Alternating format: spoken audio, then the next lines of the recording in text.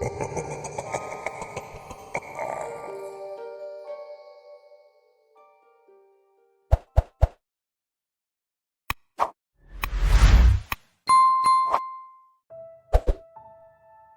didn't know much about my almost death, just that it was fast, fucking painful. I know I died screaming, writhing in agony and just wanting it to stop. Death, or almost death, is a weird thing. It's like being dragged underwater, suffocating in pitch dark depths, and then floating back to the surface. Breaking through, oxygen returning to your lungs.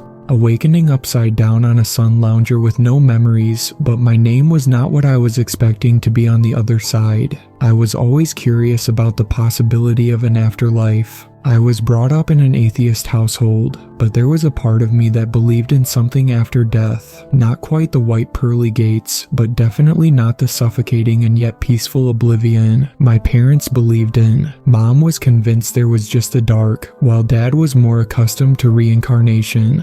Both of them were wrong, because heaven resembled a 5-star holiday resort. For a moment I was frozen, staring at a perfect blue sky, aware of my ponytail lightly grazing the water. Looming over me was a picturesque building made of pink brick, going up into the air, thousands, millions of checkerboard windows, an impossible water park hovering above the clouds.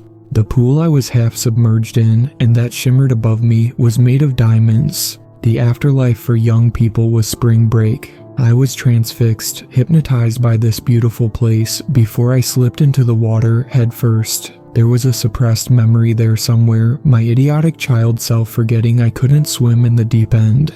My initial reaction was to panic, but I didn't need my lungs or my breath anymore. The water was the perfect temperature, like being embraced in a warm hug. Still though, that didn't stop me immediately freaking out and clawing my way back to the surface, spluttering. It was my natural reaction to choke, despite no longer having working lungs. You can't drown in shallow water, idiot. Behind me, a boy was sitting on the edge of the pool, his toes dancing in the shallows. The kid was my age, 18 or maybe 19. He offered me a smile, blowing floppy brown hair out of his eyes. I noticed flowers entangled in his curls, a broken crown of roses. His clothes were an interesting choice for immortal paradise. A short-sleeved white shirt covered in blood, jeans rolled up to his knees. Those were the clothes he must have died in. I noticed his right eye was bruised yellow, a shiver creeping its way down my spine. Looking down at myself, my clothes were fairly normal. No blood splatters, at least not what I could see. Just a plain shirt and jeans, both of which were uncomfortably glued to me. "I'm Kane," he said, kicking his feet in the water. The boy turned his head and I gulped in air. I didn't think panic would still exist in heaven, but there it was, twisting my gut into knots. I didn't have or need breath, and yet I found myself instinctively trying to suck it in. The guy may have looked beautiful, like the afterlife was editing him to fit perfection, but I could see the shallow cavern at the back of his skull, a smear of pinkish red dripping down his shirt. "As you can see, it's obvious why I'm here." He prodded the hole, and I winced. He saw my reaction and laughed. "Hey, it's cool. Apparently, our physical selves don't exist." His lips formed a smile. "The girl in room 101 told me our real physical forms would freak us out, so we're our default selves." "Default?" I repeated. "Yeah." Kane's eyes darkened. "We look like we did when we, died." He sighed, his gaze going skyward, tracking a kid plunging into an infinity pool right above our heads. Speaking of the D word, I don't remember how or why I, D-worded. Kane turned back to me, offering me a playful shrug, tipping his head back, like we were meeting for the first time on holiday. "I don't know, man. I was shot in the head, died, and then I ended up in a stone dude's idea of heaven. I don't know what to say, except this is awesome." "Bree," I managed to get out. He raised a brow. "Huh?" I allowed myself to sink into the water, trying to register his words. "It's Bree." "Well, it's nice to meet ya, Bree." Kane jumped up, holding out his hand to help me out of the pool. When I tried to grasp his arm, he held up a 2-fingered salute. "Happy Death Day." I found myself laughing, which was ridiculous because the joke sucked. I let him pull me out of the pool, sopping wet. "How long did it take you to think of that one?" Kane shrugged, scrunching up his nose. Longer than necessary, he said. Oh, hey, here's a tip. The boy spun around to face me, and I could almost forget he was clearly a murder victim. If you want to get dry, just do this. Kane clicked his fingers. You're not serious, he laughed. We're in a never-ending paradise for kids, and you think I'm joking. Welcome to Paradise Falls. The mechanical voice spoke above us as if on cue. There were floating speakers in the sky. Everything seemed to be floating. The only thing that wasn't floating was us. When I lifted my head, the clouds switched colors depending on my mood. According to Kane, the whole world was ours, quite literally. Everything we saw was tailored to our own personal paradise. I asked Kane what he could see, and he shrugged. Flowers, he said with a light smile. I was given a welcoming in the form of an AI voice. Paradise Falls is a safe space for young people whose lives have come to an abrupt end. If you have any questions regarding your death, please visit the help desk. And remember, Paradise Falls remove painful memories to ensure a perfect stay here. If you have trouble remembering how you died, be rest assured there is a reason. Here at Paradise Falls, we believe in moving forwards. If your stay here is temporary. The speakers were on a constant repeat as Kane pulled me further into the resort itself. The place was 99.9% water, even the floor glistening like the surface of a tropical ocean. I fell into the ground twice, catching the attention of a group of kids walking past us, led by a pretty redhead with a spear through her eye. The guy walking with her was constantly spluttering water. That's Adam and Rhea, Kane murmured. Adam drowned in his family pool, and Rhea, he trailed off, was shot through the eye, I said. It's obvious. Kane shot me a grin. You're learning, he said. But no, she was strangled. I kept walking, narrowly missing falling into another surprise swimming pool. Who by? I found myself asking, breathless. Kane scratched the back of his head. Her boyfriend, I know, right? Yikes. Leave the new girl alone, a girl's voice trilled. Kane curled his lip. He didn't even turn around. Ignore Mina, the guy muttered. If we pretend not to see her, she'll crawl back to the infinity pool. You're not and never will be funny, Kane. The girl standing behind us was beautiful, free of flaws and the scars from her death. Dark brown hair that ran like silk down her back, a crown of daisies loosely tangled through. Another flower crown. I saw them as a symbol of rebirth. Mina's clothes stood out, a white dress, flowers coiled around her ankles. She was everything I wanted to be and more, immediately giving me butterflies. Attached to her hip was a shy-looking blonde guy who gave me a shy wave. Kane's lip curled. I see you've been catching strays, he muttered to Mina. The dead boy nudged me, motioning for me not to speak, and I didn't. I couldn't. Instead, I waved back and tried to smile at this kid whose skull was caved in. The guy's smile was innocent, and I had a hard time wondering how a human being could do something so horrific, so inhuman that they themselves become monsters. I caught a single red petal in the kid's hair. Don't pity me, the boy said with a sheepish smile. I know it looks bad. I found my voice. No, Name's Zach, he said before I could choke on pitying him. Mina must have noticed my face. She passed me the drink she was holding. That was a whole new shade of pink. Try this, she insisted. They do emotion shakes here. This one is supposed to taste like falling in love. I took a sip, and she was right. Like tasting the warmth of a first crush, the butterflies fluttering around in your gut. Combined with strawberry, mango, and the slightest bit of coconut, it was heaven in a smoothie. They have every flavor, Mina said excitedly, bouncing up and down. I even tried depression, and it's surprisingly good, but it's like a rich, chocolatey shake, like, mix a kinder bar with the euphoria from sex, then the ickiness of a hangover, combine with the breakup with your boyfriend, zero serotonin, and you have the depression shake. Fascinating, Kane said, in a tone that suggested otherwise. Please tell us more. She responded with a playful shove. Relax, I'm just giving them the Paradise Falls lowdown. Yes, because I'm sure the first thing that is on their minds is a double frap with extra serotonin, he grumbled. Dude, this isn't a fucking college tour. The girl wrapped her arms around me, her flowery scent was sweet. Kane is a man-child. He just likes playing in the pool. I'm still technically a kid, you know, he said, skipping ahead of us with Zach.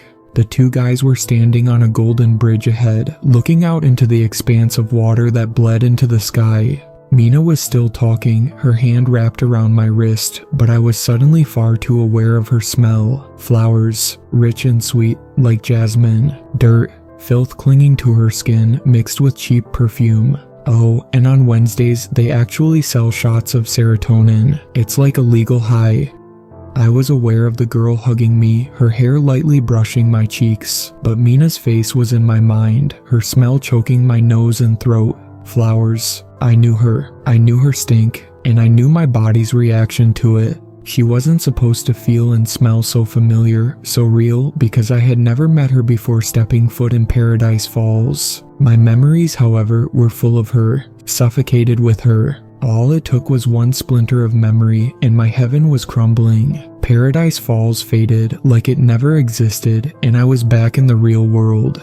The flower girl was in front of me, draped in a white dress, daisies clinging to matted curls. The room was made of concrete, one singular light flickering above the two of us. The girl cocked her head, lightly pulling at her hair. Her smell was wildflowers and the dirt she ground her fingers in. "Daddy said you're not ready," the flower girl murmured. Her eyes were bright like she was happy, but her lips were drawn into a frown. She leaned forward, her breath stinking of cigarette smoke, and blew in my face. "That's a pity." She pulled a flower from her hair, dangling the daisy in front of my face. "Aren't you hungry?" The girl mocked a childlike giggle, making the daisies dance. But I wasn't looking at the flower or the girl's dead eyes. I was staring at the bodies hanging from meat hooks, beheaded sacks of flesh swaying from side to side. The walls were painted rich red, the entrails from prior sacrifices used to create cave-like paintings. The Flower King insisted that our blood stained each brick, our life force fed inside the house and the flower garden. The bodies on hooks were people I knew. Leah, who told me she was going to escape. She was on display for that very reason. I screamed, agony and pain writhing in my cry, a fear I couldn't comprehend. I couldn't stop, screeching until my throat was choking up, my cries gurgling into wet sobs. Cocking her head, the flower girl's lips spread out into a demented grin. If I looked closely, I could see stitches lining her forehead, where her king had filled her thoughts with poison. I thought I could wake her up, but the flowers were too deep, filling her mind. "You stupid bitch," she said with a laugh. The flower girl cradled my face with her fingers, digging her fingernails in. Her eyes were wild, like the flowers she worshipped, no trace of humanity left, except the markings on her skin. She slapped me, and I saw red. "It's not real," I whispered through a shriek. "It's not real." I wanted to tell her that her father was forcefully breeding men and women, murdering their newborns. For the flowers. I wanted to tell her she was next, and then so was her brother. But all she did was giggle, pressing her hands over her mouth like a little kid. "You make me laugh." The girl straightened up, kicking me in the stomach, and I felt every hit, every sharp, agonizing pain ripping through me. "You're so funny," she spluttered, forcing me to laugh with her. If I didn't, the flower girl would bleed me out before the harvest. When she was finished, I was curled onto my side, my mouth full of red warmth that dripped down my chin. The girl pulled a face. "Are you coughing up your lungs? That's like, so gross." Flower girl kicked me again, this time in the back of my head. I saw stars exploding, my thoughts swimming. Darkness was creeping at the corner of my vision when she stopped. "If you're going to kill them, get on with it. They'll just be early sacrifices." I felt something move behind me, a body I didn't realize was attached to me come to life. His hands entangled with mine trembled, a soft moan escaping his mouth. When I managed to look up, the flower girl grasped hold of my chin, forcing me to look in the direction of the flower prince. I never knew his old self, but there were whispers that he too had been like me, just a scared kid needing a home. The shadow dipping under the light grew a face, and I could already see the flowers entangled in his curls catching the light. He only wore his crown on the days of harvest. The guy stood behind her, arms crossed, dark eyes pinched around the edges. Dressed in matching white, the flower prince was stained red, painted like his father. The markings on his head, stitches cementing his place as a child of the garden. He wasn't smiling, but my sharp hisses of breath were teasing his facial muscles. The boy held out his hand, and after slight hesitation, the flower girl pressed a blade into his fist. I watched his fingers tiptoe across the teeth, setting every nerve ending on fire, my body catapulting into fight or flight. I saw what happened to Adam, and then Lucy and Thea. They all died by his psychotic hand, cradling their bodies, spewing red in his arms, and promising they were making a worthy donation. The flower prince ran the knife down my face, his expression crumpling into a melancholic frown. "You're scared," he said, pressing enough pressure to draw blood. I felt it, a single line running down my face. I sensed his urgency for it, his polluted thoughts desperate to quench the garden. "Don't be scared," the boy said, his lips breaking into a grin resembling his father's. His human eyes were gone, replaced with hollow caverns filled with an insanity that was physically vibrating him, twitching his body from side to side. I barely felt the blade go in. As if he could feel my pain, he screamed with me, mocking my pleads for death. "Please." The cry came from behind me. He spoke in heavy sobs, wrenching against our restraints. "Please, let us go." Swinging the knife between his fingers, the flower prince pouted, his eyes darkening, lips curling in disgust. "But what if I don't want to let you go, huh?" He mocked a childlike mumble. "What if I don't want to let you go?" He struck both of us, emphasizing every word, and I felt it, the blade cruel slicing into me, gnawing through flesh and bone. I thought it would stop. I thought he was taking us to the edge of death, and then let us breathe, let us writhe in agony, but he didn't. The flower prince did not show mercy, plunging his blade into me until I was lying and stemming red on my back, my gaze on the ceiling, imagining water. Pools of glistening water I could envelope myself in, wash off the blood and sink deep down. My companion's body was behind me, unrecognizable. The flower girl was singing a melody, dancing around his crumpled form. The flower prince was on his knees, knelt in my blood, lips stretched into a maniacal grin. He dipped his fingers in thickening red, gliding them across my cheek. His voice was incomprehensible giggles and prayers to the flowers, to his father, for sacrificing me too early. He was rocking back and forth, hollowed out eyes blinking at an invisible god, when the sound slammed into me. Bang. I pried my eyes open, rolling onto my side. So much blood. It was sticky and wet and warm, slick on my skin. Thundering footsteps, a blinding light that wasn't heaven's pearly gates. A flashlight illuminated the room, finding the flower girl, who sliced her own throat the second they moved toward her. "Hands up," the voice yelled. "Move away from them." "Or what?" The flower prince laughed. I caught the flash of his grin. "Are you planning on shooting a kid?" I said, "Put your hands on your head, now. Bree." The world contorted, and I was back under a crystal blue sky. Now though, clouds were starting to form, a darkness riding on the horizon. "Bree." I blinked, and my murderer was in front of me. "Did you hear what I said?" I felt his hand wrap around my arm, tight enough to make me shriek. I said. Kane gritted through a grin, squeezing me tighter. The loose flowers in his hair were slowly forming a crown. His smile was wide, but I couldn't find the happiness and carefree he'd been an hour ago. From the manic look in his eyes, my murderer was living his own version of paradise. And I think he reveled in getting his memory back every time. Kane clung to me, the sky turning tumultuous. Behind me, Zach turned around, his eyes wide. Suddenly, he started forwards before coming to a stop. He was too scared. Mina took his hand gently, coaxing him back. The flower girl met my gaze, her eyes filling with tears. She took Zach, the two of them fading into the distance, and I was stuck with the flower prince. "Well," Kane laughed, tightening his grip. "Isn't this the best fucking afterlife ever? Bree, come on, honey. I've got a heartbeat. It's faint. Brianna, can you hear me?" It felt like being yanked underwater, dragged to icy depths. When I opened my eyes, I was surrounded by paramedics, a mask I was struggling to pant into. Zach was dead. In the corner of my eye, his body was being gently pulled onto a stretcher. To my left, Mina lying on her side, her eyes still open, her lips carved into a grin. Kane was crumpled in a heap, his brain staining his flower crown. "Bree." The woman kneeling over me was telling me to breathe, to not move. I was told I died for 4.5 minutes, but I wasn't looking at the paramedic checking me over. Instead, my gaze found the finger marks still ingrained into the flesh of my arm. I could still see him clinging onto me like my torture was his paradise. It's been a year and the shadow of Cain's fingertips are still there. If anything, they feel like markings, a branding, and I'm fucking terrified that when I do eventually die, he will be waiting for me in his own personal heaven.